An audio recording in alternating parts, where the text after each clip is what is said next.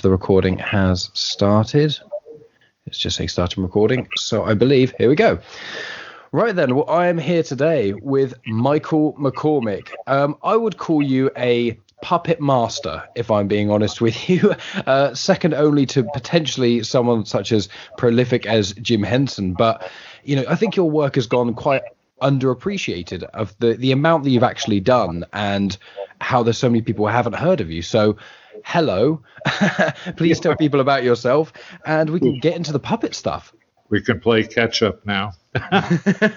bring me into the limelight, right? So let's go on to it. First of all, puppetry then. How did you actually first get into it out of interest? How did I get involved just in general with puppetry? Yeah, because it's something that you don't, I wouldn't assume someone kind of falls into puppetry. You know, it's something that I presume you have to kind of apply yourself into because there's a lot of skills that go into it. So what made you first pick up a puppet, I suppose, in the way that you did? That's an interesting question because it goes back to 1943. My father made me a jack-in-a-box. I have it. I could show it to you if you want to spare me a minute, but I know right where it is. And it was a Punch figure in a jack-in-a-box, as a jack-in-a-box. Wow. And I'm doing a series of the whole family of the Punch and Judy characters as jack-in-a-boxes right now. I've started work on them. Oh, wow. And it was... this thing appeared in my life. My mother's Norwegian, so she sort of had more of a Scandinavian attitude towards boys playing with dolls than the puritanical American scene was offering. And she supported it, you know, like 100%. And slowly I did my first puppet show, I guess, in the third grade. Wow. And I actually did a cream pie in somebody's face on the puppet. But it was, which of course I didn't know how to do, so it was a horrible glop of thing that I couldn't get it off the puppet's head. But anyway, we'll go into detail. But after that, it went quite well until in high school, taking, you know, creative writing, the drama course, and being interested at every level of theater, and I'm a trained sculptor as well, and I found myself, even in recent times, constantly getting away from things like galleries and kind of, you know, blah, here's me, this is what I do, this is me, and just I found that, you know, my son loved the Punch and Judy. He started when he was about 6 with the show, 7. And with the fellow I was partnered with at that time was a magician. So we had a complete hour-long show that was the Punch and Judy and then magic. And Sean beat the drum until he was about 8. And at 8, my partner had heat stroke and couldn't do the show. So Sean got up and did the show and did it ever since. Oh, wow. So it was funny. I was just talking to, his name's Tony Camito, and I was just talking, we had lunch yesterday, and I was talking to him about the show and how it started and the whole thing. But I have, let me show you, I got, this is what it looked like when Sean was. Oh, wow. That's amazing. And that was us when we did the show. Yeah. That's so cool. And we did it for all those years. And of course, even when we were doing Dark Crystal and Labyrinth in London, we still performed every weekend we could down at sort of near at the Camden Lock, just by Dingwalls. You know where Dingwalls is down there?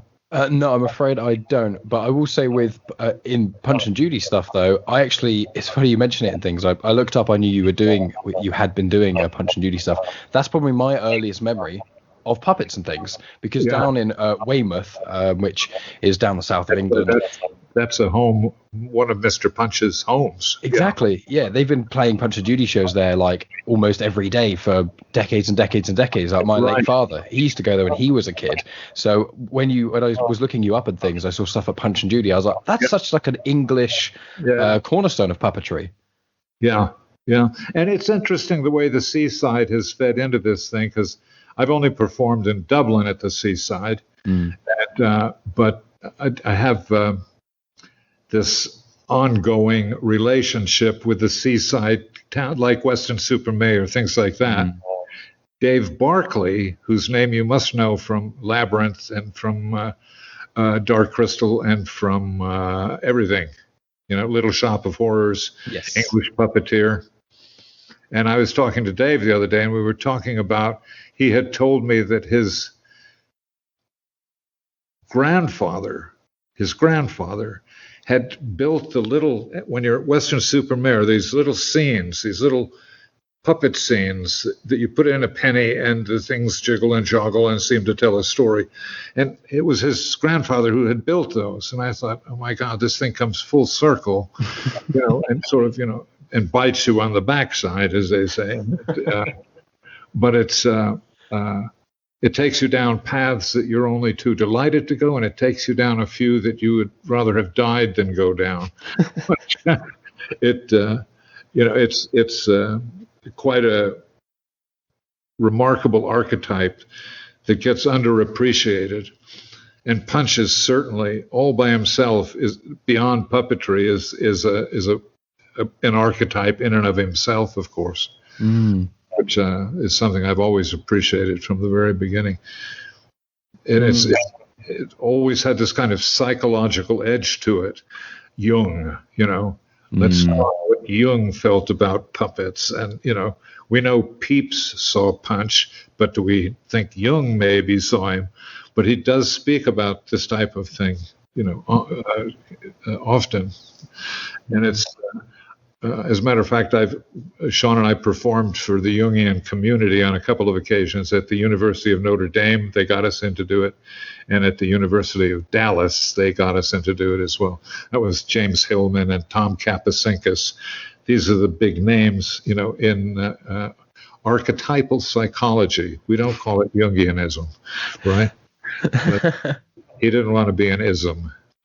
Yeah, what's interesting with puppetry and things is that the community, because you were just, you mentioned quite a few individuals there, like Dave Barclay and that sort of thing, and obviously I mentioned Jim Henson slightly earlier.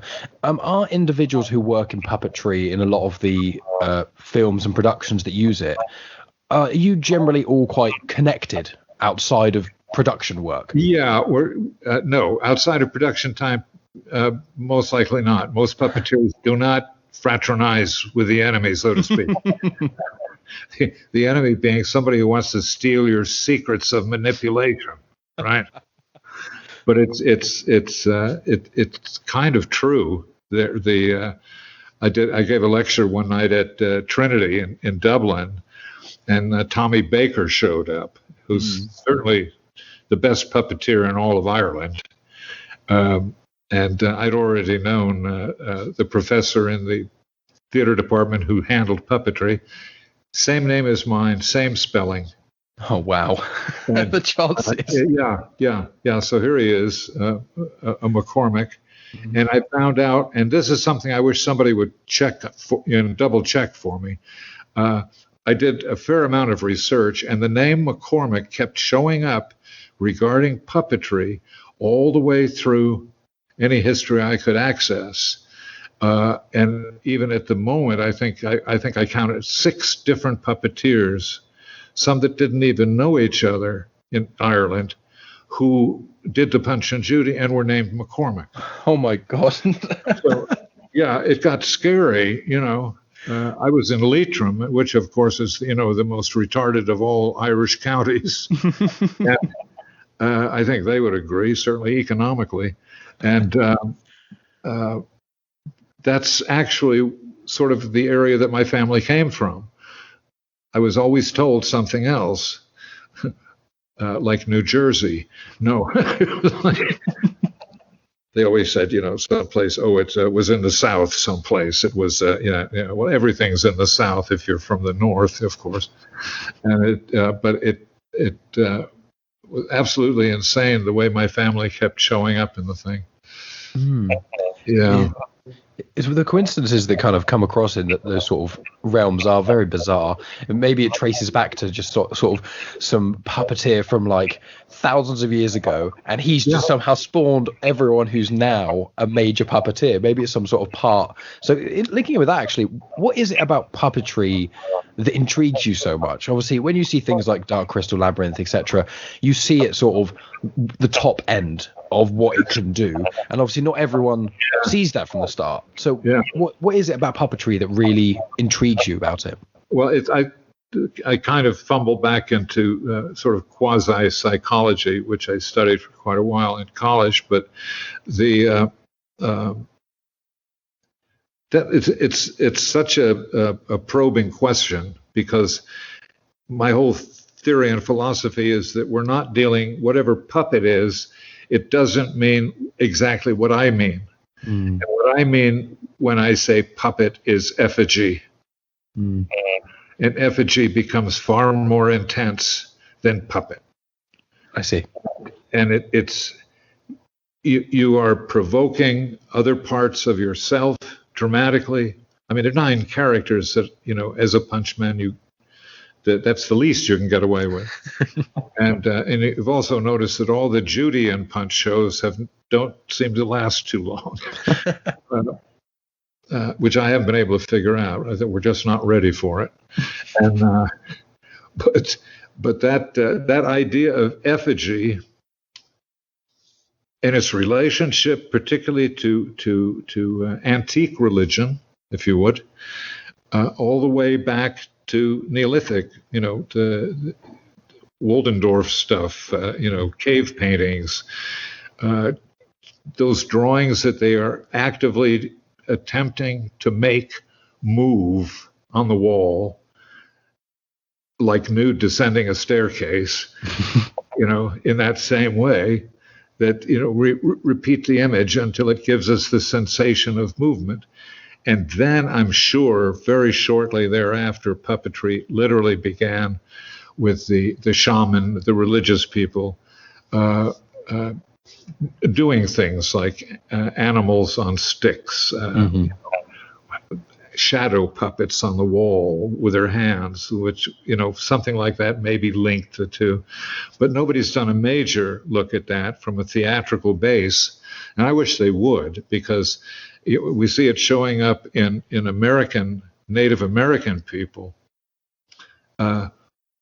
Historically, it's all over there. Lots of comments about it, but somehow or another, the puppet community has been very slow in acknowledging that, because it's sort of academically untested, untried, so they avoid it, or you may never teach again, or whatever, the punishment is for lying about puppets. But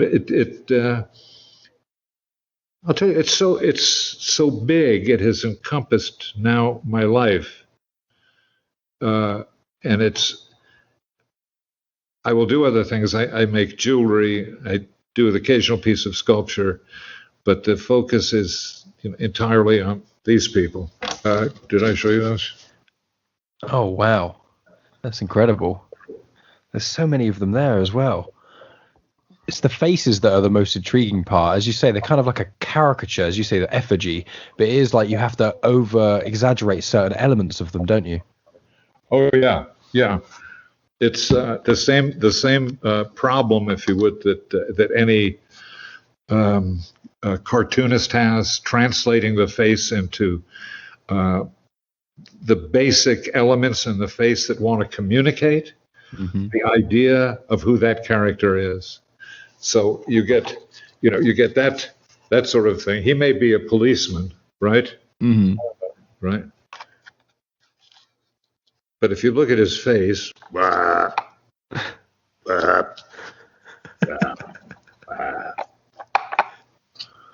mean, he does look like somebody you'd have seen on the streets or been afraid to approach on a Victorian night.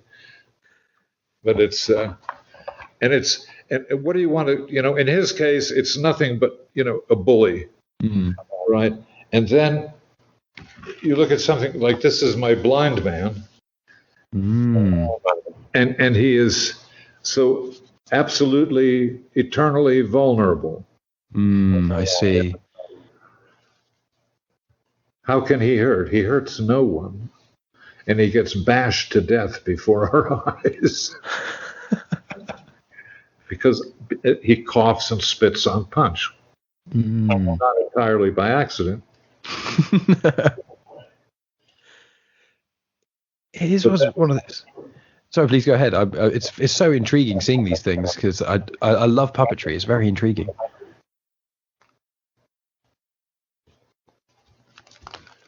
How's that for a garment? Yeah. And it belongs to the gentleman Shalabala. Shalabala. Shalabala. Shalabala. Shut up already. I'm trying to. It's all right. I think with puppets, it's like you have to craft almost the personality a lot quicker before their appearance. Because if with like other stuff, you can create a character and then, if it's a cartoon, it's animated, you just change the facial expression. If it's a live action actor, you can add makeup and things. But when it's a puppet, a lot of the time, you can change certain elements, obviously their clothing, but their actual facial expression kind of has to mirror what kind of character they're going to be. That's why, particularly in Punch and Judy, unlike the Muppet Show, which is facially flexible, God knows why, but it is true. They don't last that long. But I think Punch is a fixed scenario. Yeah. The story is fixed pretty much in everybody's mind. And we don't suffer with that in America. It's you lot that suffer with that. and it's but I came to have an appreciation, having done so many shows for so many Irish audiences, English audiences, from little children, a little girl with her dad holding her coat in the background who comes up to my stage and says, may I talk to Mr. Punch, says she. Of course. And Punch comes up, and before he can say anything, squawk, squawk, squeaker, wah, wah, wah, wah, swazzle. And she says, Mr. Punch, why do you do it?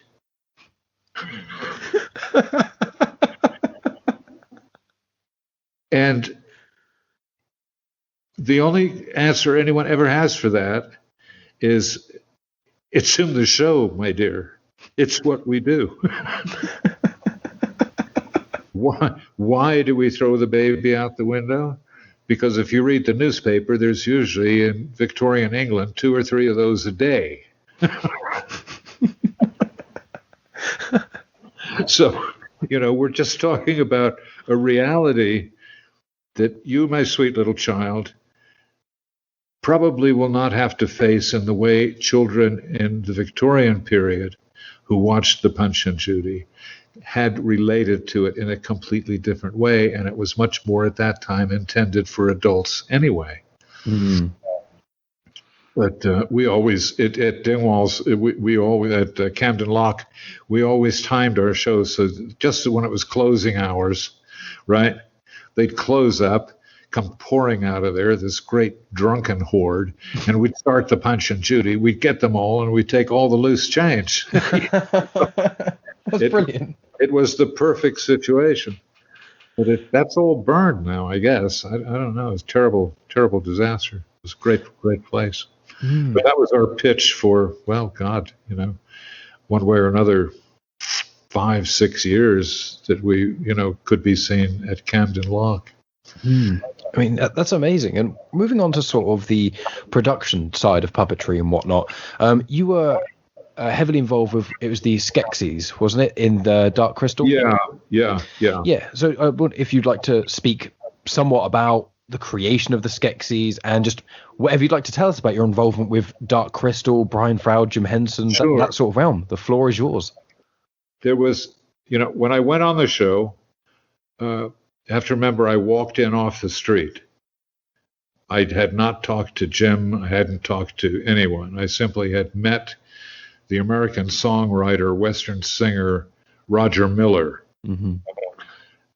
in Santa Fe. He liked my puppets, and on the street, he said, has Jim Henson ever seen your puppets? I said, no, but is that an introduction? And he said, yeah. And 2 weeks later, I was in London talking to Jim at ATV, so in Elstree. They were filming the last Muppet Show that was done, and then everything switched over to, attention to Dark Crystal. But it was, so that was my first thing, right, was building the first serious mock-up of a Skeksis costume that would function as a puppet, so somebody could wear it. And it was quite successful.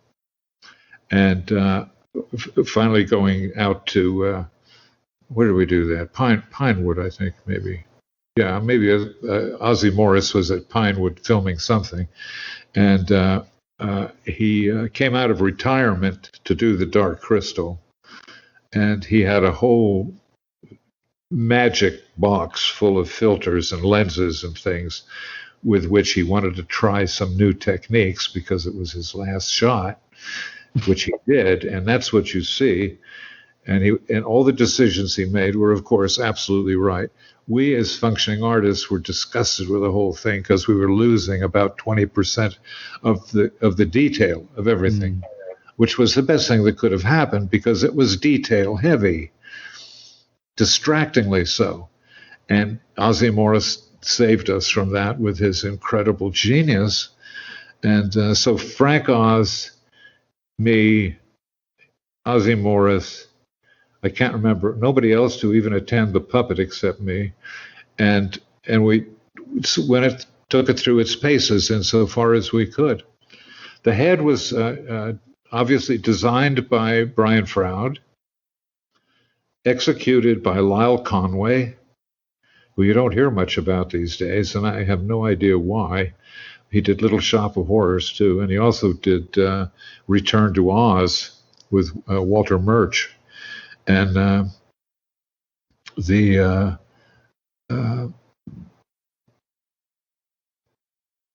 so there, and then I proceeded to be tested by the system. So that was, here, work on this for a little while. Nope, take it away, give it to somebody else. Now, let's see you work over here. And I was supposed to be sculpting the body for the naked Skeksis.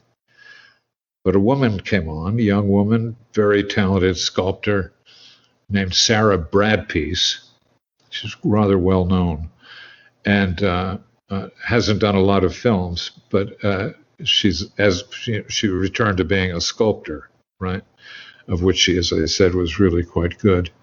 And when that was happening, I was, it was again, well, why don't you do this now? Let's do, you want to give us build a prototype for the Landstrider. Okay. Brian did me a sketch, and it was a kind of a large grasshopper type of creature, which I built, which nobody liked, so it got taken away from me and given to the team that put it on screen. And of course, being an American in England working in the film industry is not the easiest thing because of the guilds, the unions, the pressure, the fact that, honest to God, I swear the entire theology of English unionism came out of the pits, and the attitude is still there. If you're one of the big guys in the union, you wear a long black coat. and you terrify anybody who comes close to you, and that's the way it works. We have the same situation in New Mexico. The business manager of the union that I was with, the 480, was AFL-CIO, so it was the top of the structure. John Henry, name, had come from Scotland, immigrated to America, started restaurant catering, did quite well, and then got elected into the position in the union. And he ran it as though, he were the kind of, what would you call him? A Scottish coal miner with a death wish. And he encountered head-to-head situations and, called strikes and did the whole thing until I was so disgusted. I just quit the union and started doing independents. So I was doing only independent films that weren't affiliated with IA. So anyway, that changed. Obviously, everything changes. And I'm back in the reasonably good graces. Now that I'm too old to pick up a tool, I'm in their good graces and could work again. So thank you very much. But so anyway, my journey through Dark Crystal, then there was a little bit of space occurred. And Brian called me aside and said, I'm doing these back plates on the Skeksis. Do you think you can do those monuments on their back that they wear? The sort of cathedral and the scientist with all his stuff, in artificial arm moving, and so all of that came down to me, which was just a total gift from Brian. I couldn't believe it. So I finished all those; they were all ready, and I was saying, "Okay, so what happens? Move me on to the Gartham, which I had worked on early on the show." And so I did the hand mechanisms, the clamping things, those puppeteering things, made the arms work, and working with Fred Nida, which I'd done earlier in the show. He's just a great guy, a genius fiberglass person who did the armor for the Metropolitan Opera in New York. And he was renowned and he was the perfect person to build those Gartham. Terrifying creatures, really. They were pretty at the dream level, very scary. But anyway, they got that done. And then, boom, somebody comes in and, names will not be spoken, but come in and say, oh, well, we're Mike, you're moving you over here to. And I began realizing that it was a faction that I was dealing with.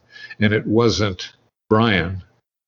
Brian immediately saved me from that situation that arose. I was being paid very little. And as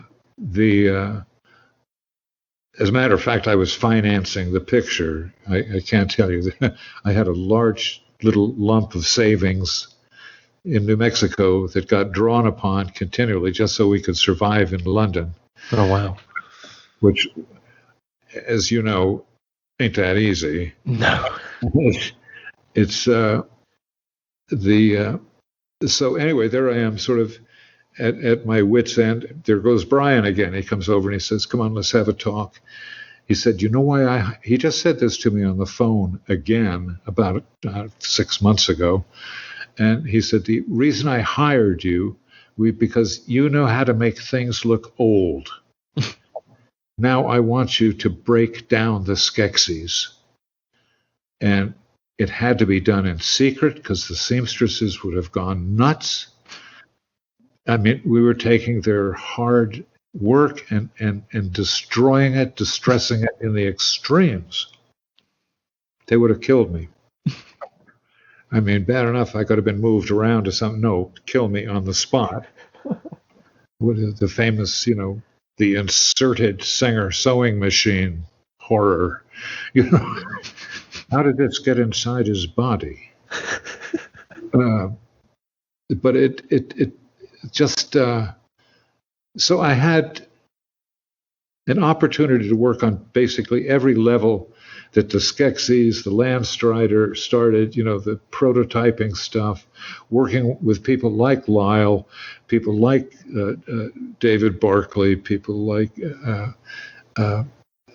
our mechanic, whose name is eluding me at the moment, but the genius Polish guy. And a lot of the people we were working with had just also shut down. What was that tale? The Flying White Dog. Oh, The Never-Ending Story. Thank you.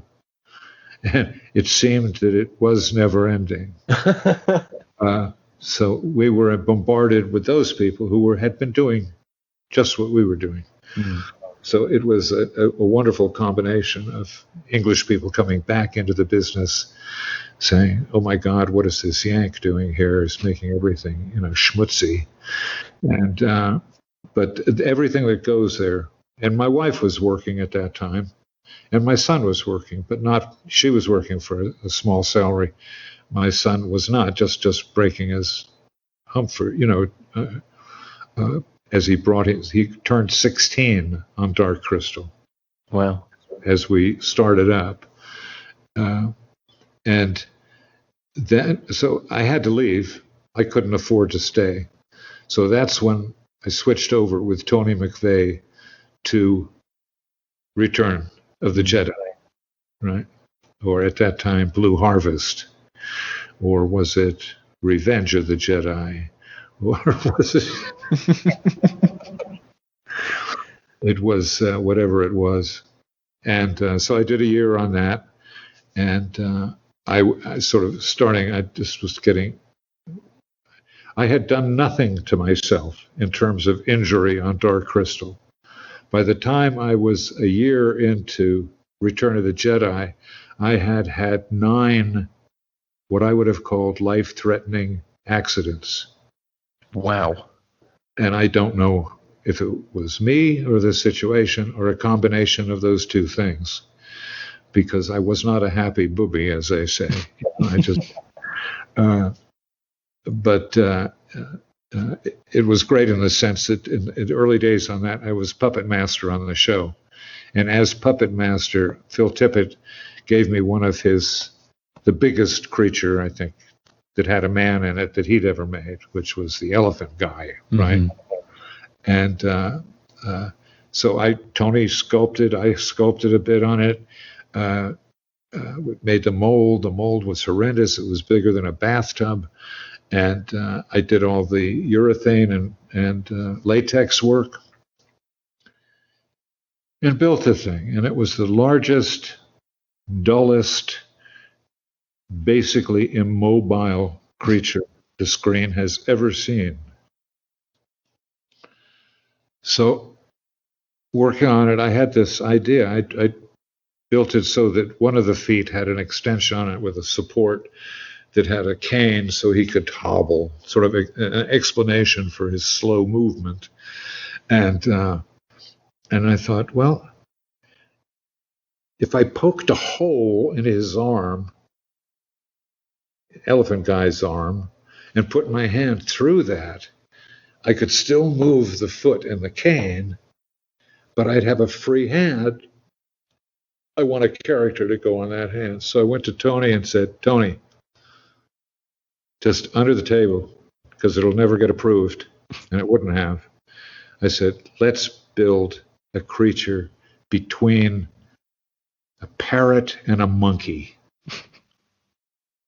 And he turned out Salacious, and I helped him a little bit on the body, but he did it because I had to get the Elephant Man ready. And then there was that horrific moment, right, when the door opens and George Lucas walks in. And we were going to show him the puppet. How does the elephant guy work? Well, he works like this, but he has this guy who sits on his arm just like this, and like one of those birds in Africa that eats parasites off elephants, he does this nibbling thing, right? And I could get slight reactions for the elephant guy with it. literally taking a handful of urethane and just wham. So it was the clumsy puppetry, but it sort of made one side sort of look like it was grimacing. And George said, I think, we're looking at it, but you've got to tell Phil Tippett that it's really too big to work in the scene that I envision. But so they used it in the cantina scene that on the bark. Mm. But in the meantime, George said, well, he's too big, but what's this guy sitting on his arm? Could we put some feathers on his ears? And that was the only direction we got on the puppet. In the meantime, we had pissed off people at high levels. So, and as I say, it became the hit of the show. And it just, I think it just was almost more than Phil Tippett, without killing me, could handle. But it was a headbutting thing for, a year. And then that was over because I fell off Cy Snoodles, the one with the long nose. I built a mechanism for her nose, which was very clever because she could kiss herself on the cheek, just turn it completely around. So it was a very interesting mechanism inside, built with diminishing thicknesses of wire, so the movement would be completely flexible. Mm-hmm. And so she was up there being puppeteered from behind with one main movement thing, and then from below getting ready to do a hookup for the feet, not figuring how I could do it. And there was the big dog and pony show. So everybody was coming through, the guys from London, the guys from LA, it was, there were people with long beards and white coats and, making strange religious symbols. I don't know what was going on. I've never seen any piece of pageantry in England that was up to matching the dog and pony show at Industrial Light and Magic. Everybody was in a state of shock. So these guys started coming through, and I'm trying to get her tuned up so I could show her to this group. And the damn scaffolding that I was standing on, the platform, started tipping forward, and I started falling into the tungsten wire that was holding her. And I thought, no, this is the world's largest cheese knife. And I don't feel too cheese-like, so I threw myself off to the side, got my arm stuck in some metal shelvings, fell to the floor, knocked myself out. And when I woke up, my left arm was not functioning. I couldn't lift it up. I couldn't do it. I could do this, but the main ligament on the shoulder was in about 90% separation. And it took more than a year to be able to do any serious puppetry whatsoever. And so anyway, I chose that to leave, and I think Phil was quite happy, and I couldn't move, and I wouldn't do the I was supposed to do the puppetry in London, and that didn't work. So what to do? Go away, which is the best thing you can conceivably do in theater. Go away. And it worked. Got back to New Mexico, put the house right, did a bunch of repairs in the house, started working. That year grew into like a year and a half, maybe a little more.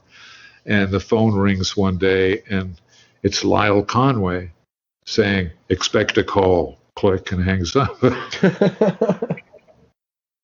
So sure enough, the phone rings, and it's Jim Henson. And he said, Mike, we're going again. Thanks, Kermie. And Labyrinth fired up, and we were the first people hired onto Labyrinth. My wife, my son, me. And in the meantime, Sean had done some pretty interesting stuff. He had Well, I was closing down, having very little to do on Dark Crystal and being put in an office, as all I was going to do for the rest of the show was repair these very lightweight fiberglass units on their backs and stuff, their jewelry and stuff. Jewelry is another story, too, because I did a lot of that stuff, much of which you see in the show, but the major, larger pieces were done by a lady who came onto the show. Very pleasant young woman named Kathy Kubrick, and she was stepdaughter to Stanley. I was going to say. And so I got introduced into the Kubrick world, and that was very interesting. Her mother did a performance in Paths of Glory that I just cherish. It's one of the great moments for me in film. Just intense scene. Well, he liked it too and married her. So, and that was Loggerheads with Kirk Douglas. You want the inside track on this stuff? You want to know why Spartacus didn't go too well? Behind closed doors, and when you're there, like you're doing your work in the background, and you get to see all of the stuff, the drama that goes on in front of you. That's it, nonstop. At the same time, I was spending had several lunches trying to get a script going of my own with Andros Epaminondas, who was Kubrick's, I'd say, line producer, project developer.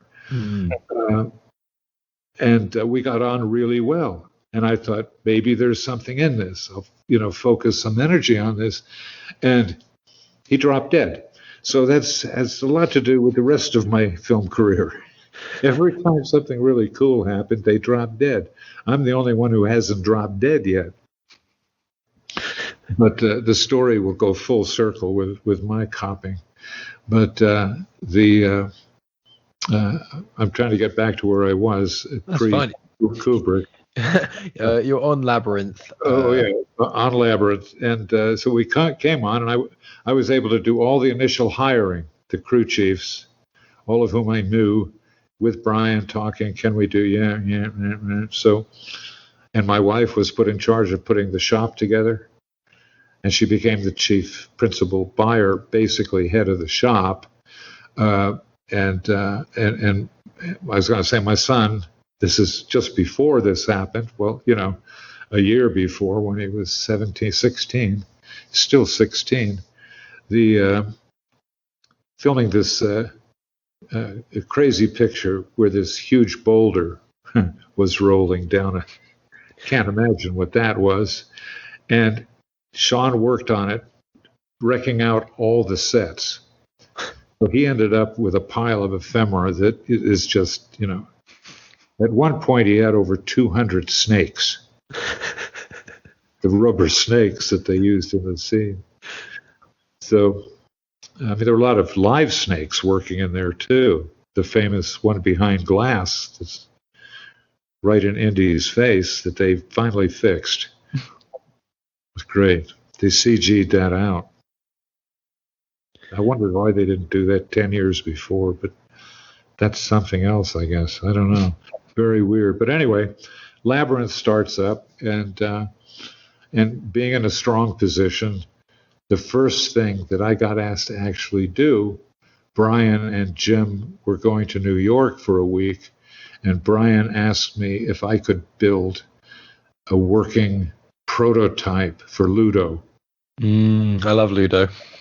Yeah, and I made it work. We made it work, so it became feasible. It was a feasibility effort, and it worked really well. And they went forward with Ludo. He's a great character. He is. My favorite part of the whole of Labyrinth, I think, is when towards the end where he does the roar and he summons the rocks, and you just see all the rocks coming out. And one of my favorite shots is when you see rocks rolling uphill. It cracks me up. It's just so silly, but it's so much fun. I love it. And I can't tell you, I don't know where else in the world except, the English studios. Those guys brought such a level of genius to some of that stuff, like those silly rocks, which interestingly enough worked in a similar fashion. Same guys built them to the bicycles in Central Park when all the Muppets are on bicycles. Similar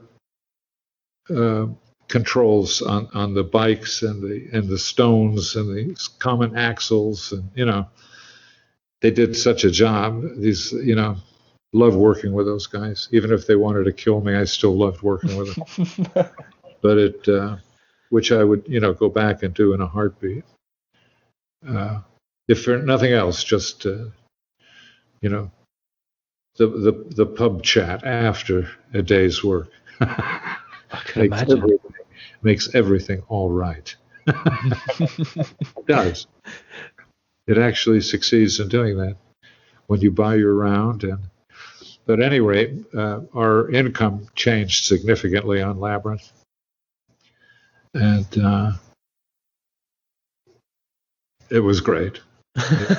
Finally getting recognized in financially. Yeah, a little bit financially anyway. In the meantime, I'm still butting heads with Brits, but that's all right. It's when you go to Northern California and you're butting heads with people who are that doesn't work. I didn't like that. That didn't rest well.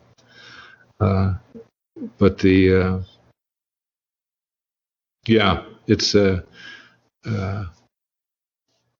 amazing. It's just, I'm just thinking, this stuff is flashing through my mind as we're talking. Oh, I can imagine also so much time on set. When people see these films that are, under 2 hours long, people don't often realize they take, 2, 3, 4, 5 often years just to get even the concept of beginning, and then it's years and years of making everything. So when someone sits there and watches your work in an afternoon and you've spent substantial years of your life on like specific details of it, it's a weird thing. Yeah, that's absolutely right. And it's career killing. In many cases, you've been gone too long and people forget who you are and what you did. The producers, and you don't get called back on, and it's terrible.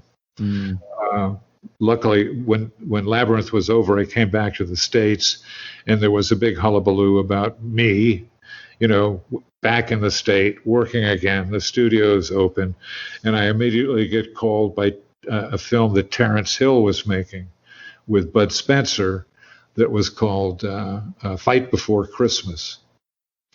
And I sort of got, blanket huge amounts of stuff to do on that, including a chance to do the Punch and Judy on screen, which was cool. Oh, that's amazing. Yeah, so if you can find that, an English version of it, check it out. Fight Before Christmas. Yeah, I'll definitely make a note of that. I also want to ask, speaking of, obviously the Frouds have been sort of touched upon a little bit, and I know of Brian Froud because my sister-in-law loves his concept art and a lot of the stuff that he does with his drawings of fairies and those sort of things. So I just wondered if you could tell me a little bit about Brian Froud and obviously Wendy Froud and, their son Toby Froud was the baby in Labyrinth. So I just wondered if you could tell me a little bit about you meeting the Frouds and how they are really. Brian told me Toby credits me with getting him into the business. So I thought that was kind of nice.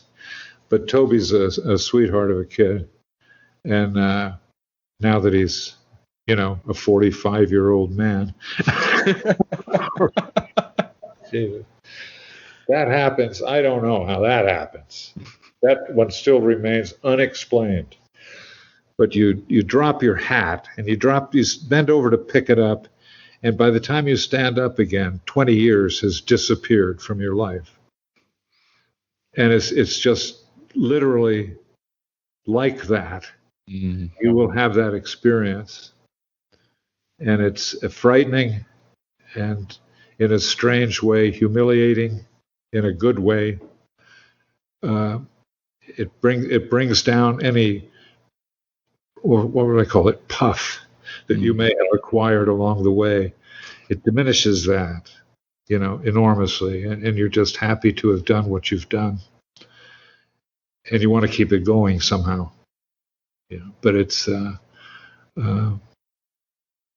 I've done quite a bit, some acting and stuff here in New Mexico, so there's sort of, it all kind of equals out at the end, and which is kind of cool. and now trying to put the show back together again. The one place that I really miss is the street. Is shaking the dolls on the street. I can imagine, and just some of the interactions, especially with like children like that young girl you spoke about. It's just nice seeing children who may not have seen things like Punch and Judy before, especially in the age where everything is animated. You watch movies and stuff, and there's so much CGI and that sort of stuff. And there's something about practical effects that in a lot of ways are so timeless. You can watch Labyrinth or Dark Crystal. You don't have to worry about the special effects becoming bad, because the puppetry and all of them, they look like a real. They are real, aren't they? Because they're physically there. Yeah. So you don't lose that. Oh, that looks rubbish in 20 years, because it still looks like a real. The Skeksis, for example, they still look like real, terrifying things, and that will never change. Well, even the new Dark Crystal, the one just recently released, there are basically no effects in that. There might be background stuff, but none of they were all real. That was real puppetry going on. And Heather, Jim's youngest daughter, came to see us just about the time he had a show that opened here, and the museum invited me with the Henson approval to put my little collection of memorabilia into the show with gems. Oh, wow. So there was that whole thing happening, and I got to introduce the Dark Crystal and take questions and answers afterwards, which was like a little bit like walking through a minefield, but it was. I made it through without any serious blunders. My wife said if she'd been there, it would have killed her, just waiting for me to say something. I know we're getting a sort of near the hour mark here. I feel like I could talk to you for hours, but I want to ask a couple more things, if I may. One of them is to do with your time. You were teaching puppetry for film and TV for a while. I wonder if you could just speak a little bit about, obviously, trying to cram in everything that you teach is not easy in a one answer, but sort of what are the kinds of things that you taught when you were teaching it for a professional setting? It's interesting because building and performing are so. I'm one of the few people who brought them both together. Most Punch and Judy men in England buy their puppets. They don't make them. There's a lot of, very poorly made paper mache puppets around, but the level of the show that we did was George Speight, the guy who is the specialist on Punch and Judy in England, called it the best fit up in England. So I just take great pride in that. Great pride. In the Punch Fellowship, I belong to it as the only American in the Punch Fellowship. So that's amazing. Because I was a swazzle user. That was the excuse they had. But it's interesting because you don't know why kids come to a puppet course. I'll be teaching another 1 week puppet workshop in Dallas coming up within the next 6 months at the Comic-Con. When the Comic-Con's going on in Dallas, Zach McGinnis, who's my agent, as well as the guy who runs the Comic-Con, has agreed to like the idea of doing a workshop. So I'm going to do a complete workshop with all the material that I used in Dark Crystal and Labyrinth.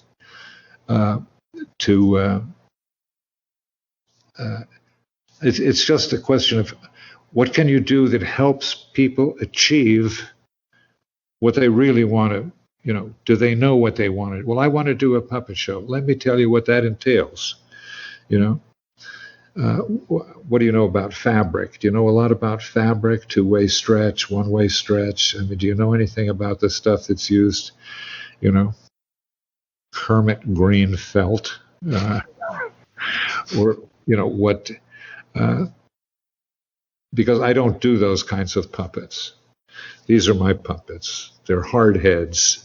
They're not flexible. They are essentially clubs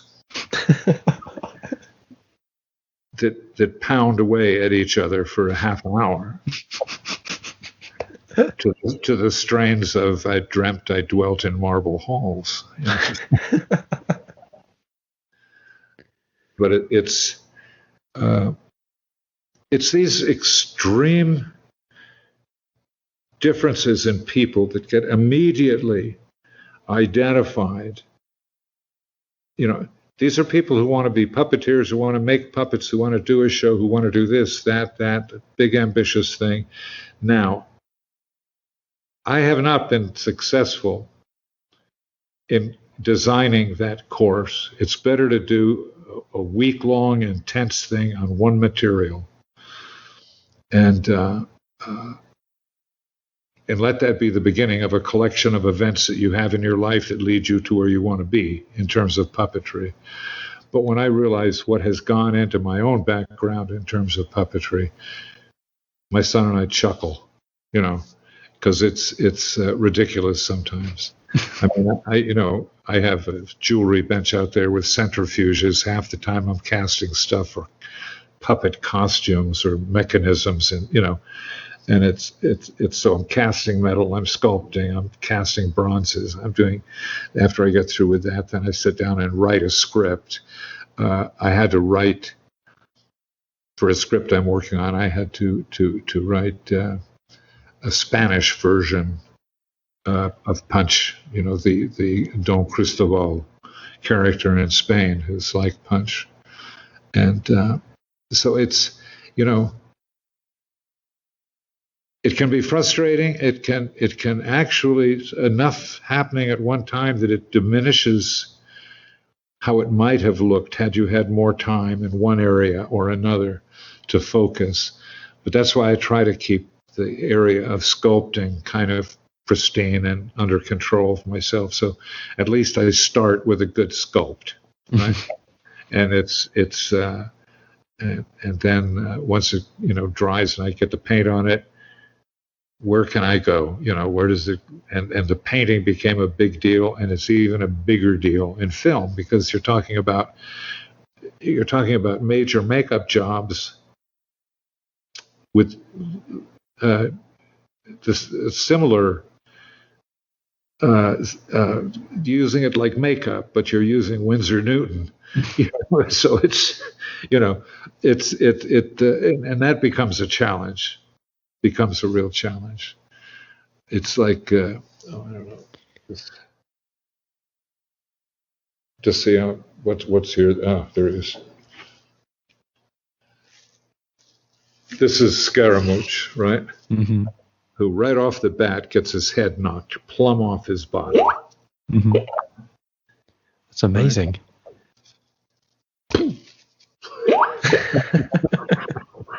Very good. And doing something, a sculpt that I don't know if you can see, as the hat flips back, the expression changes. Ah, I see. Because the eyebrows, in a sense, there's kind of it covers it. That's very clever. Yes, I know. I designed it. I made it. It took me the better part of a lifetime to figure it out. But it's. Let me show you the punch because this is not a punch I use. He's far too heavy, but he came out really well. Wow. Yeah. So he expresses himself, as with just the hat movement. Mm-hmm. And there isn't much in the way you get to see a different character than when the hat's down, concealing the face. So you get a much more an opportunity to see it anyway. The brim of the hat is covering part of the eyes, so yeah, it's very clever, very clever. Let me show you this. I can find it. Here he is. I recently had a horrible fire in my studio, and I lost a lot of puppets and stuff, and really upsetting. But this is the punch that I use in my. And if you look at his mouth, for instance, I don't have to control it. Just the movement of his head and the mouth changes attitudes. That is much more of the sort of punch that I remember from my when I was younger. The sort of the eyes being apart and the crazy stare. Yeah. Yeah, he's very much the Marty Feldman style of Punch that I think we all really appreciate, because if Marty Feldman was anything, he was Punch. And he's got a really good hump. I like that. Oh, man. And he has a huge paunch stomach. But his costume, which was finished, burned off. But the costume saved the puppet himself. So I just had to do a repaint job on the head. I think I stuck some new eyes in, but that's all I had to do. I see. And you mentioned about jewelry and things. Obviously you mentioned you put some of the jewelry on the Skeksis and that sort of things as well, and you're still making jewelry. Do you use them on those sorts of puppets, or do you use jewelry on other things entirely? Why do you make jewelry? Most of the jewelry that I made ended up being used on the costumes. Mm-hmm. The biggest pile of that stuff were the religious icons hanging on the ritual master's costume. Because those were each one was sort of done with something else in mind, and Brian was involved. And it's, I just was talking to my son, somebody we was with, about, at one point I had an incredible collection of Brian Froud drawings, but they were all on top of my brown paper desk cover in the shop, covered with this week's paint on top of them, or, French enamel varnish spilled, or, where did Brian's drawing go? And, so I ended up with having had a great collection of Brian's sketches, but he is so, to get back to Brian a little bit, Brian's very difficult. He's a highly idealistic artist. Mm-hmm. And the greatest frustration of his life is having been trained to be a commercial artist and not a fine artist. And he's always tried to make that switch, and it hasn't always worked very well. And I know he knows that. So he has just sort of settled back into just being, the best thing he is prolific at an astonishing level. And working for somebody like that, it doesn't make any difference who gets the credit for what. Let me say that for sure. I mean, because the mutual respect and the even affection that exists, that develops, it's just some of the most intense relationships I think I've ever had happened on those sets. And after all was said and done, I did succeed in getting at least 95% of one of my puppets on screen. But Brian came over and just, so he could take credit, made a little alteration on the nose, and that was about it. But that was this guy. Oh, yes, literally, I remember that guy. Yeah. He appears during the battle. Yeah, he's a kind of a periscope character that could look over a wall. That's so amazing. I had a chance to do a lot of research for armor and stuff at the museum in Vienna. So that was really cool. I was able to sort of make a whole lot of sense. I knew a lot about armor to begin with, but this was like, that was primer stuff. This is what I went into a master's course in Vienna. This stuff was amazing, but and really helped with doing all that armor for Labyrinth, the weaponry, the armor, everything. And I don't think there's a single piece of it that I hadn't touched, in some way. Between consenting armorers. Well, you could take pride that Labyrinth is sort of also generally considered it's a more popular. Like Dark Crystal is a bit more divisive as a film. Esoteric piece. Yeah. Yeah. Whereas Labyrinth, I'd say, we'll give you, this is saying on the show, you get much more of the credit for Labyrinth. That's the reason you got Bowie and Mike McCormick. They're the reasons that Labyrinth succeeded. You heard it here. I did an awful lot for Bowie's costumes. I definitely did, which was terrific. He's a lovely guy. He just was a lovely guy. I miss these people as they drop off. You know, you miss them for the rest of your own life. You know, and that was amazing to hear Jim's voice say, Mike. Look up from my desk and have Jim say, I want you to meet Dave Bowie. Excuse me while I change my nappies. Jesus. That must have been a highlight. It was a highlight. Yeah, it was. And what was so funny was that, you know, our little lead mushroom there, what was her name? Jennifer Connelly.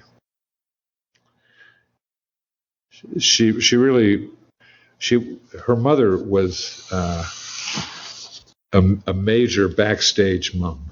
Mm-hmm. And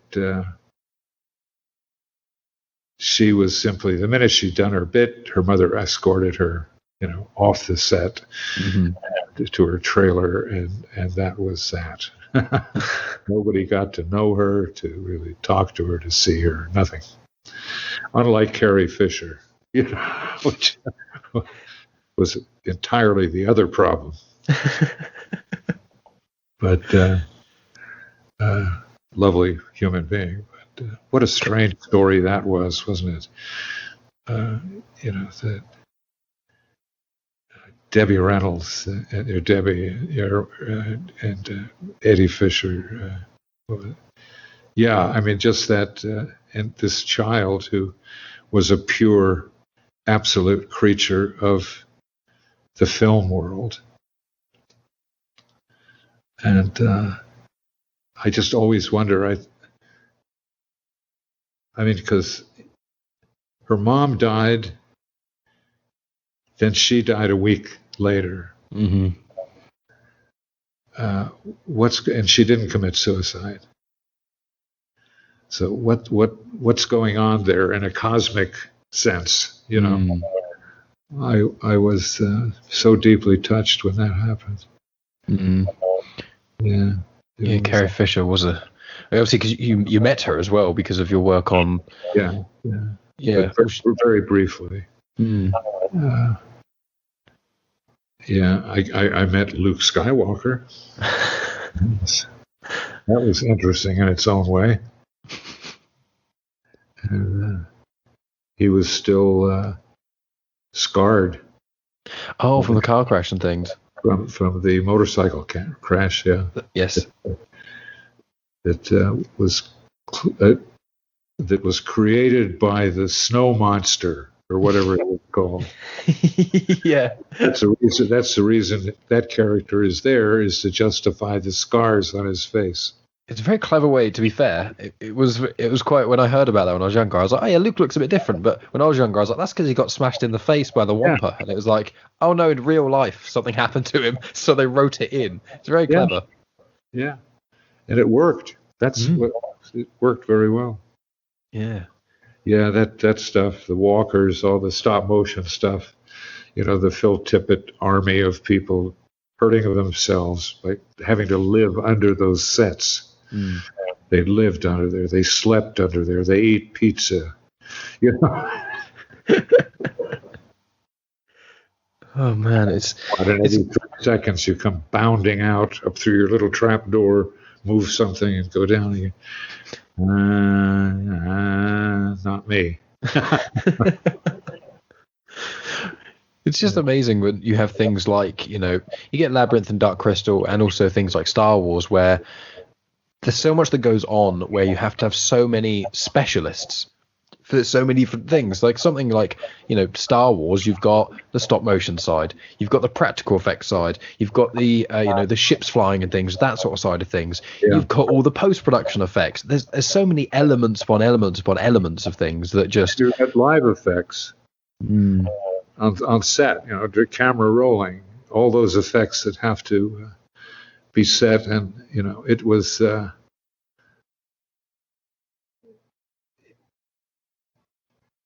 I wish they'd do a film about just that, about what that means when 18 different things have to happen at the same time. And it's very much like the old joke, ready when you are, Mr. DeMille. Do you know that joke? I don't know. I haven't heard it. Oh, it's a great one. It's Moses comes out, right? He's going to do the parting of the Red Sea. So Cecil B. DeMille comes out and says, look, this is huge. We're actually doing it with the ocean. You see, we've got these huge breakwaters and a cofferdam built. And we have only one chance. So I'm putting 6 cameras on this. Everybody shakes. The cameramen have been brought in from China, and it's a very special moment. And he calls action, and all this stuff happens. The Egyptian horde is washed away into the water. It's just amazing, and it just recedes, and then the Jews nimbly go, tripping on their way to manna, a nice evening meal of manna. And so he says, great, okay, camera number 1, did we get that? Oh, I had a hair in the gate, sorry. Okay, camera number 2, actually, sir, one leg slipped just as we started the camera rolling, and I had to reset, missed it completely. And it goes all the way through, and finally there's just one guy left. And he says, Bob, did you get it? And he says, well, we're ready when you are, Mr. DeMille.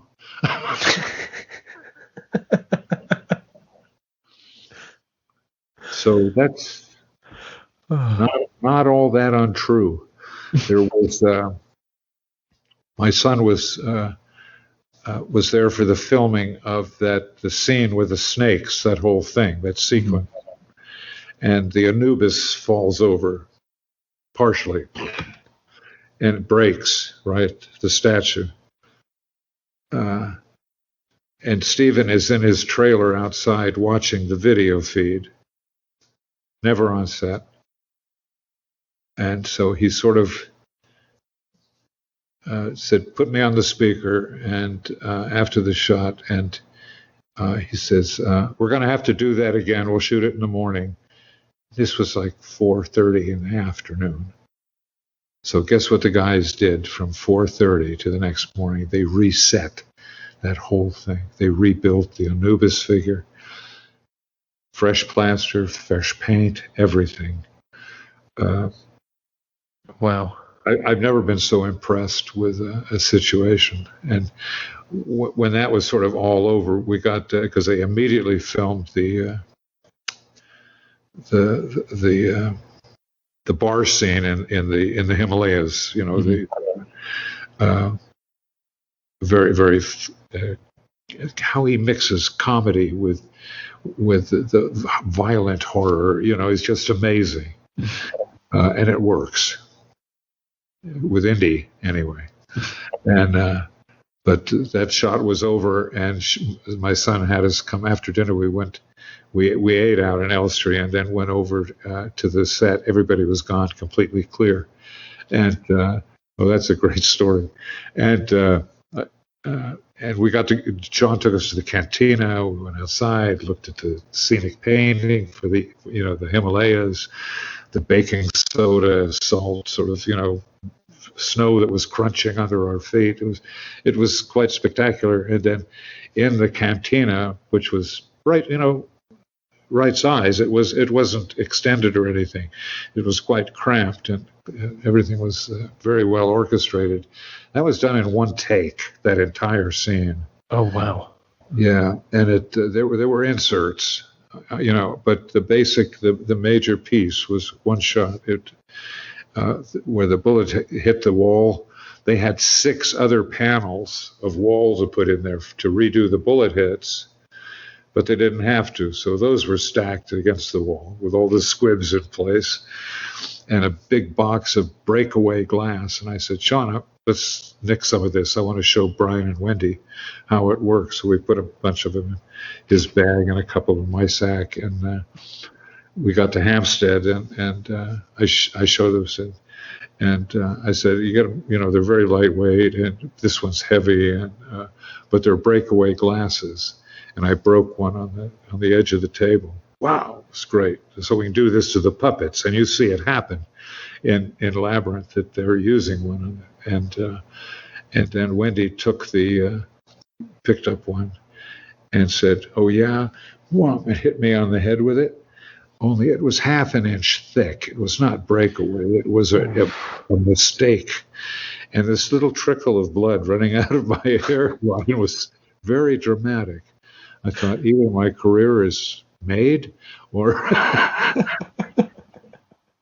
or I'm dying on the spot. It was a very funny moment. I'll never forget the look on her face as I just kind of almost went out on my feet. It was just a real quonk on the beam.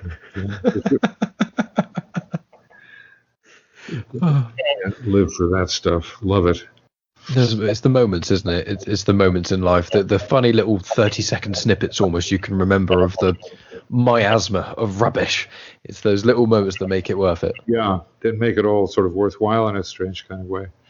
And there's a whole bunch of those in Labyrinth.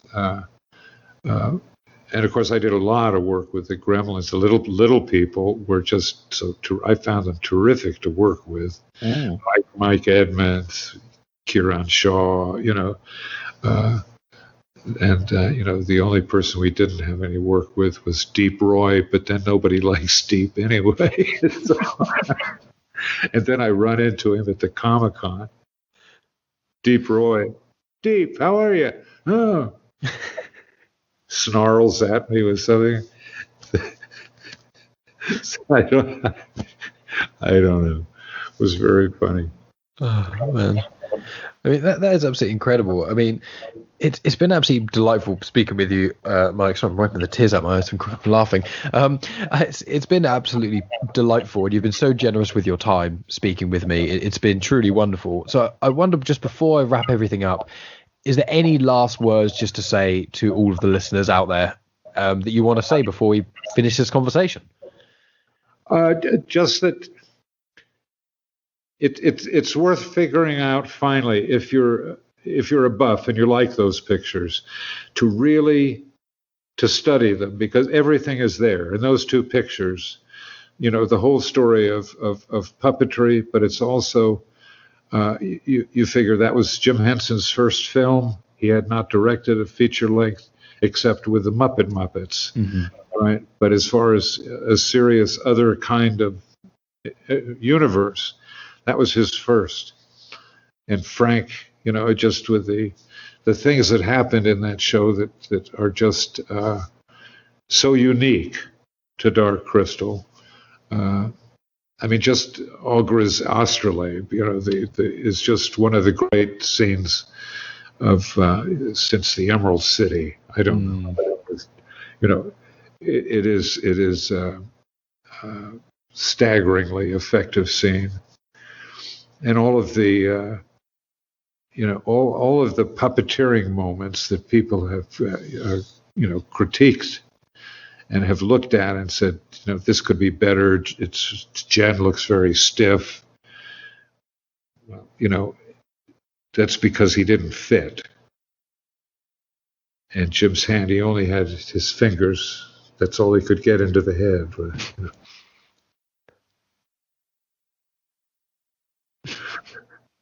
So what do you do with that? You make your suggestions and wait to see what happens. But he wouldn't go for another sculpt. So Wendy Doherty done 26, I think. Oh my Lord. Things you don't see. No kidding. But then, coming back here, and I don't know. It becomes very difficult to try to put yourself in a perspective again. You wish you were, one of these little helicopters flying around these days, that you could gain some kind of altitude, some kind of advantage in looking down and seeing yourself and how you moved inside the framework of that whole thing, and what you would have done to improve your own performance, if you would, and what could have happened that would have improved the overall, in a politics sense, that it's all there. The information is all there. If you take your time and understand those scenes, research them, look at the making of, see what the spaces were really like, understand that, from square one, we were condensing space like crazy with the cameras. And then the other thing to figure is that these were of their type, of any type. That was pretty much the end of film as such. And it was also the beginning of animatronics on a remote scale. So the puppeteers were having characters that were doing things, blinking their eyes, and it was early days, but we used it to the hilt. I mean, they were there, and it was a total retraining, puppet retraining, just responses and these things, the prep time, the rehearsal, literal rehearsal time with the puppets but it was, you watched it evolved, and quite honestly, it was watching theater at its best. You're watching theater with its confusions, animosities, murderous intent in some cases. You are seeing the full circle of theater, everything it has ever been, and probably ever will be, as a new technology drops in every 20 minutes. You know what's going to happen. And it's remarkable. It's remarkable. Do you know who Wolf Mankiewicz was? No, I don't think I do.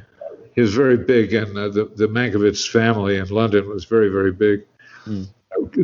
Golders Green collection of European Jews. And Wolf was, over the last 10 years of his life, was a very good friend in Santa Fe and in London, both back and forth. And even in Ireland, we got together. So, we were actually quite good friends. And very tragic the way because the last 10 years of his life, he had liver cancer. And somehow or another, he stayed alive. I'm not quite sure how he did it. And then at the very last minute, Anne, gorgeous, lovely, Jungian, top-rate analyst, Oxford trained, and got this very rapidly moving Alzheimer's situation. So the whole end of my knowing them was just so sad. So, but it made me just question, how much energy are you going to put into being pissed off because a shot doesn't work? How much energy do you want to put into the affect of being the angry producer or the angry director and this is something over the centuries, I believe, the English have done very well in observing in their culture, is what is necessary to get the job done in terms of interpersonal relationships and things.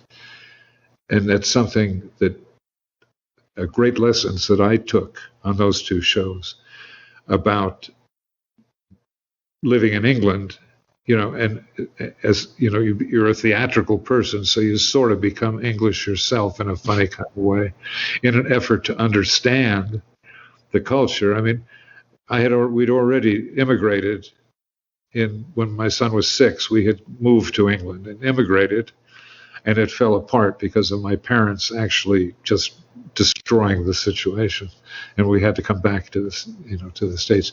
But we were living in Bath, and it's and in very close proximity to all levels of English society, from from what would you call them? The very in terms of class structure, as the lowest position to the, good God. I mean, because we were American, we were privy to royals in some cases, which was kind of, I don't even talk about that stuff because it sounds impossible, because it doesn't happen for most Englishmen, but it does for some silly Yank fumbling around. And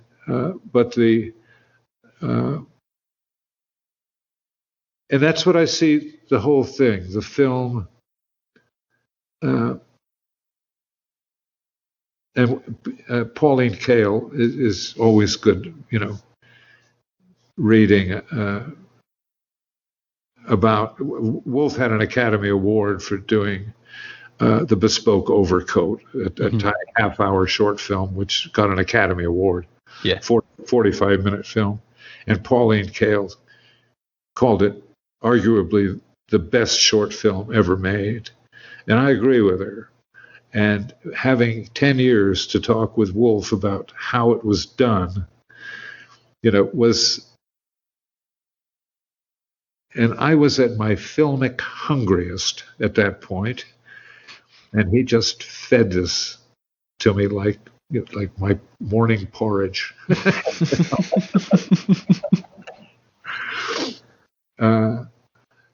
I do miss him.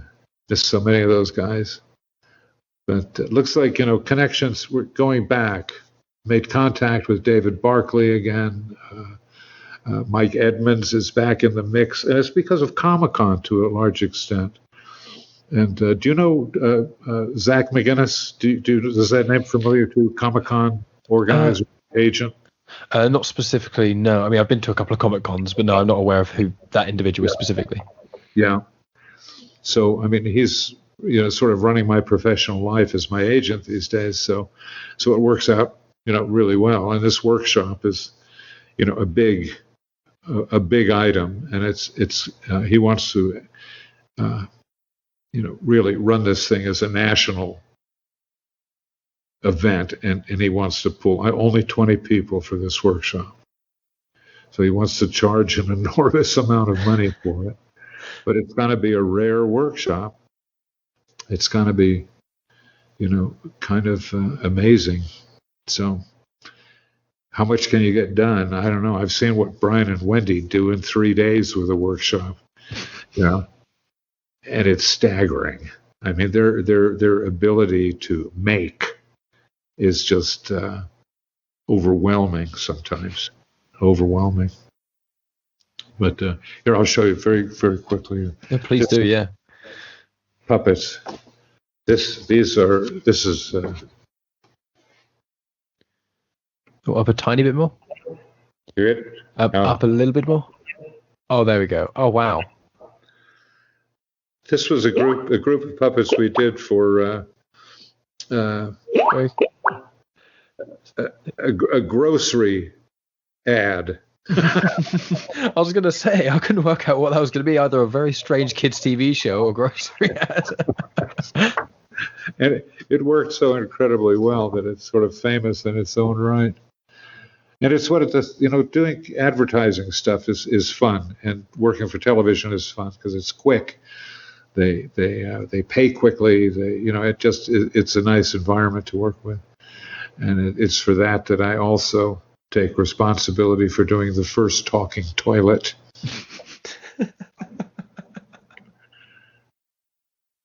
It's very strange, the claims to fame we have. Is that the number one? So beyond Punch Judy, Dark Crystal Labyrinth, but number one is the first talking toilet. The talking toilet has to be. God. That's absolutely excellent. And I've taken plenty of screenshots and things as well of the of the puppets that you've shown as well, because I'm going to be showing a lot of people those, not only listeners of the show, but also friends and family and things, because so many of my family are massive fans of Dark Crystal and Labyrinth and puppet work, and my girlfriend's dad, he loves puppets. He's got a few of his own and things as well, so it's incredible. Yeah, he's an Italian gentleman, so he lives in Italy, and he's really good with that sort of thing. And he understands puppetry. Yes.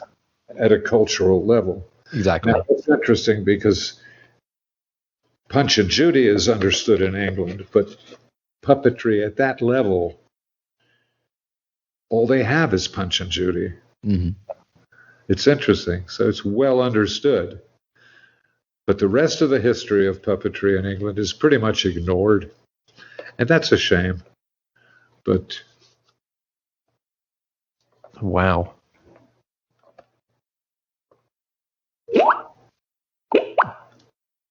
That's so cool. So if you're going to build a crocodile, instead of 2 pieces of wood, build a crocodile. What I'm going to do is I'm going to make I've noted down what you said, the sort of Dallas Comic Con thing, and I'll look into that as well. And we'll email and we can figure it out, because I'll put a link in the description and things. We'll stay in touch for sure. 100%. I'd like to, get some feedback on this as well, mm-hmm.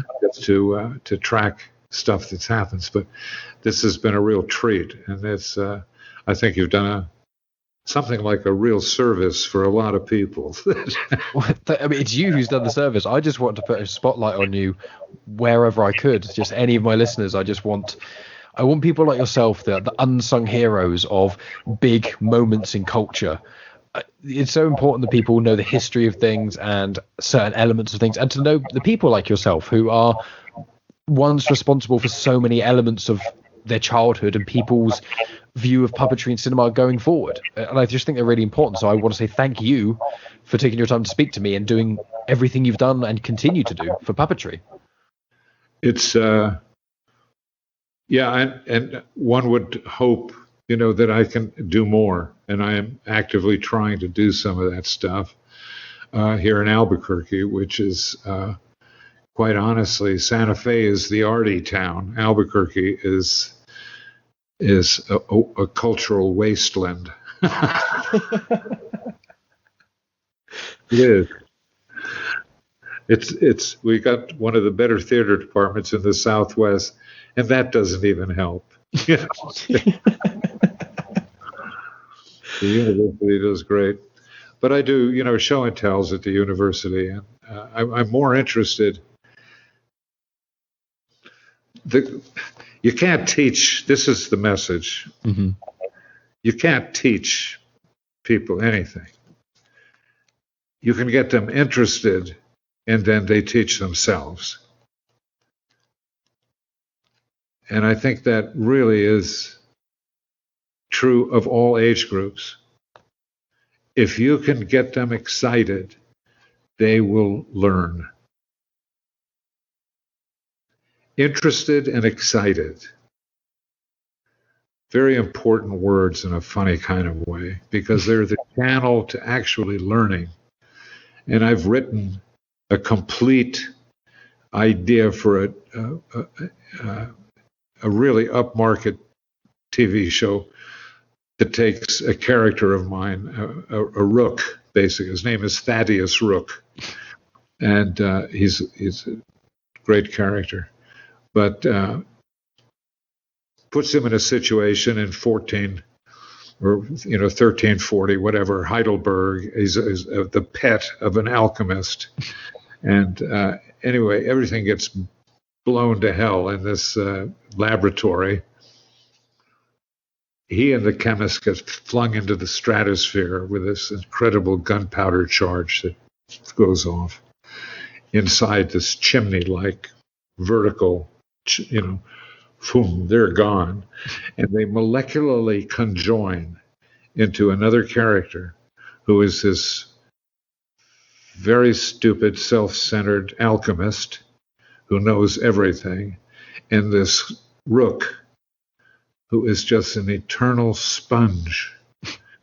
who wants to drink up every piece of information he encounters. And I just thought, okay, I've created my own Frankenstein monster to send through time and space. And he's unstable, so he vanishes and appears in another time zone, another time period. So it goes from 1320 to, and he's trying to figure, oh my God, he lands in a cheese cart and breaks the cheese. And the owner of the cheese is just outraged. He doesn't know how to charge for these strange, dissimilar shapes. However, just down the road, there's a guy who could help. His name is Archimedes. Do you see how I'm going with that? That is so brilliant. And I think it would make an incredible series. And I've done a terrific presentation. And, I've got people ready, to do a pilot for this thing who would do it for absolute nothing. Literally, just to see that the project itself would go forward. And it ends, he goes everywhere, but one of the things he does is he pops between the interfacing time issue, right? He pops into Albert Einstein's world. And they get to discuss relativity in the simplest, direct ways. And just to be able to present ideas in a palatable fashion, which is something you have to admit very few teachers in England or America really do. Yes. That this is a place to start to create the interest that child can now understand with this instructor, this teacher, this professor in front of them, doesn't know his head from his behind, and it is up to the student to isolate the true, the real, the information coming out of this other human being and make it palatable to himself or herself and teach themselves because of this authority that isn't doing the job very well, but has the information. How do you draw that? How do you actually milk it for what you need as the extraordinary creature you are? But it's an ongoing project. It's something that keeps me working. It sounds like a brilliant idea, and you're totally right there. The best teachers don't give you the information necessarily; they inspire you to want to find the information, and that's how stuff sticks. Exactly right. That's perfect. You are an incredibly inspirational individual, and I don't think enough people know of you, or maybe even say that to you. But you are brilliant, and you have, ignited more inspiration for me. And I'm going to look into a lot more stuff to do with puppetry and that sort of thing, because it's just so intriguing. So many elements of it, which I want to thank you for. And so, we've had a wonderful conversation. Very last thing to say then. Thank you for coming on the show. And is there final thing that you say, and then we'll hang this call up? A final thing. If you're interested, get out there and wag those puppets. That's the only thing that helps. Perfect. Absolutely wonderful. Well, as I said, Michael, it's been so much fun speaking with you and getting to see all of your puppets. And I've, this Skype records the video as well, and I've got the screenshots I've taken as well, so people will be able to see these puppets and things. If you're willing, I'll put this on YouTube when the episode gets released, so people can actually see some of the puppets you've been showing, because I think terrific. It'd be lovely for people to see those. That world has seen none of this stuff, really. Yeah, so that would be interesting. Oh, excellent. Yeah, cool. Well, I'll make a specific. I'll let you know, obviously, via email and stuff when I get this released and all that sort of things. It will be a few weeks down the line, but I'll keep you posted and stuff via email. We'll go from there, but we'll definitely keep in touch. Please keep me posted with all the stuff you get up to, the things, because I'm always interested to hear about it. And I'm very interested in Zoom as a platform for education, but particularly in terms of my areas of art learning, and it becomes very, very challenging to try to take something as concrete as driving a nail and trying to turn it into an aesthetic experience for a television show. It's very challenging. But I think that would be my experience with it so far, talking to children, is that, and these were kids, all different locations across the country, all organized in a little grid of little kids on my screen, that they brought so much to it. And and the woman who runs that program is actually a friend of mine in Santa Fe. So she and I are working on the idea of trying to construct a functioning workshop that could work in a Zoom setting. And I wanted to talk, and Brian Froud is up for exploring that world a little bit too. I think I can drag him screaming out of Checkerford. That's an excellent idea. I think a lot of people would really appreciate that. I think it would work really well. It would be wonderful. Yeah. Because Brian, it's just, a couple of whiskeys and the two of us are a dynamic force. Takes at least a bottle of Jameson's, but it feel like Roger Moore. God,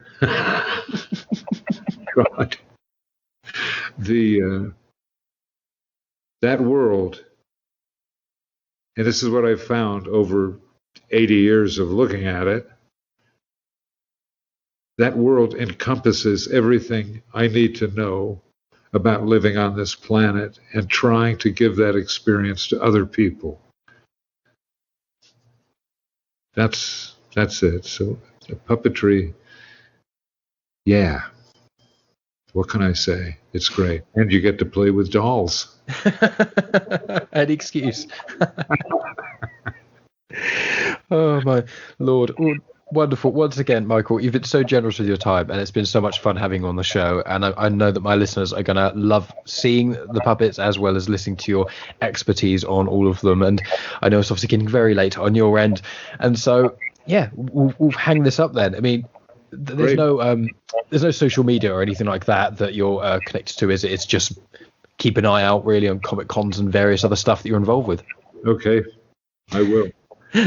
We can do a catch up at some point. I would love to. Yes, I would absolutely love to have you on the show again. The door is always open, so we'll keep in contact, and it will definitely happen again. We will indeed. Mike, very nice to do the show with you. It was absolutely a pleasure to meet another cool Mike as well. Always fun to meet someone with the same name. Not quite all the Michael McCormicks in Ireland, but still. all mix should know each other. Exactly. Awesome. Well, I will leave you to your evening then. Once again, thank you so much for your time, Michael. It's genuinely been an absolute pleasure. And you, Mike. Yeah. Hopefully we do it again. 100%. I'll speak to you soon then, Mike. In a bit. Bye-bye. Do I just close up?